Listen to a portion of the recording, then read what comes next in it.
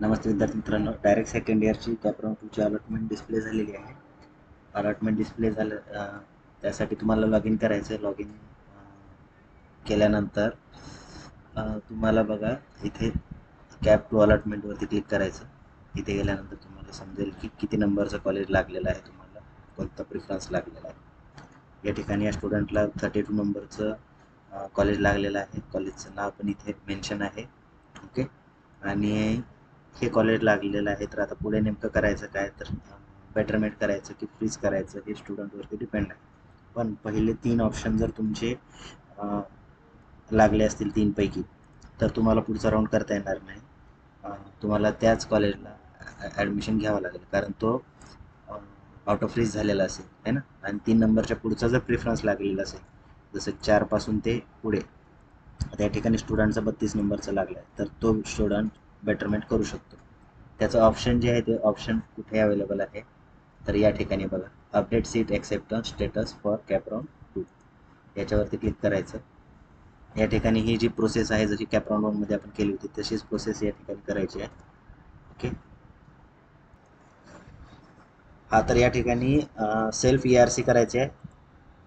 Self ERCवर click केला की इथे बघायचा आपला प्रिफरन्स नंबर, या दुसरा स्टुडंट्सला घेतलेला आहे मी प्रिफरन्स 6 नंबरचा. ओके, तर इथे सर्व जे आहेत करेक्ट आहेत का ते चेक करून घ्या तुम्ही. डिटेल दिलेली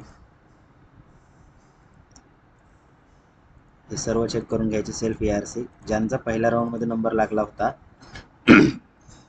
त्यांनी तर ऑलरेडी केलेली आहे, तर ते डायरेक्टली टिक करू शकतात. ज्यांचा फर्स्ट टाईम सेकंड राऊंडमध्ये नंबर लागला आहे त्यांना व्यवस्थित चेक करून घ्यायचं आहे.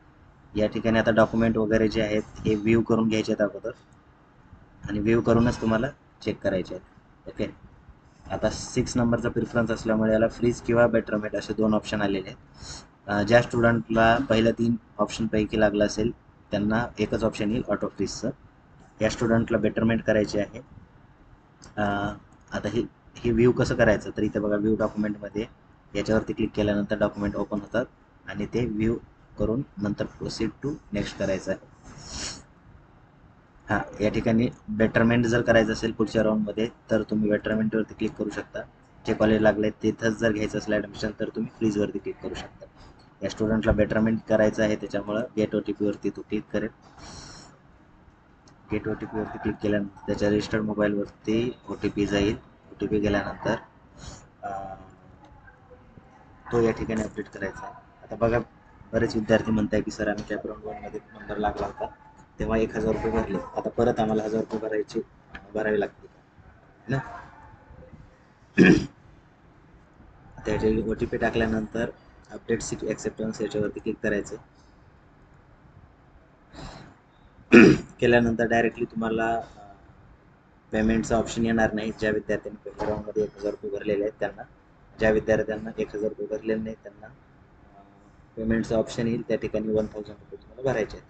ज्या विद्यार्थ्यांनी कॅपराउंड 1मध्ये भरले होते त्यांना भरायची गरज नाही. अशा प्रकारे सीट एक्सेप्टन्स करायचा आहे. याची प्रिंट काढून घ्या आणि ती तुमच्याकडे सेव्ह ठेवा.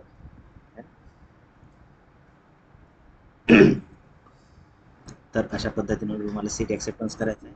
आणि ज्या विद्यार्थ्यांना समजा हे गेलेलं आहे, काय फ्रीज केलेलं आहे, तर त्यांनी डायरेक्टली काय करायचं आहे, त्या कॉलेजला जाऊन रिपोर्टिंग करायची आणि ॲडमिशन कन्फर्म करायचं. ठीक आहे, आय होप तुम्हाला समजलं असेल. भेटू नेक्स्ट व्हिडिओमध्ये. थँक्यू.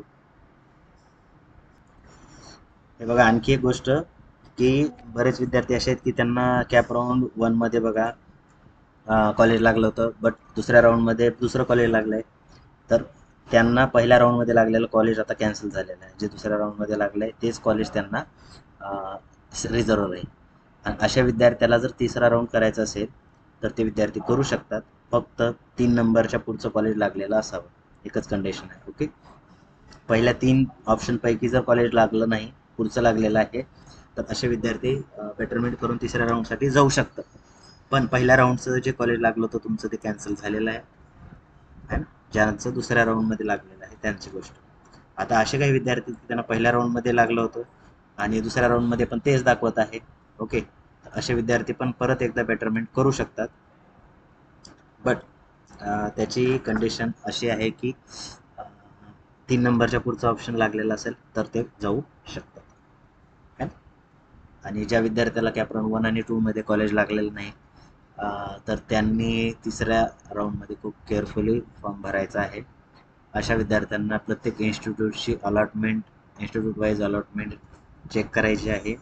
कोणी बेटरमेंट केलेलं आहे का, नसेल केलं किंवा केलेलं असेल तर तसं त्या ठिकाणी कॉलेज ऑप्शन टाकू शकतात ते. अशा पद्धतीने फॉर्म वगैरे भरायचा आहे. ओके. तर आय होप तुम्हाला सगळे डाऊट क्लिअर झाले असतील. भेटू आपण नेक्स्ट व्हिडिओमध्ये. जर व्हॉट्सअप ग्रुप आणि टेलिग्राम ग्रुप जॉईन केला नसेल तर करून घ्या, लिंक डिस्क्रिप्शन बॉक्समध्ये आहे. भेटू आपण नेक्स्ट व्हिडिओमध्ये. थँक्यू.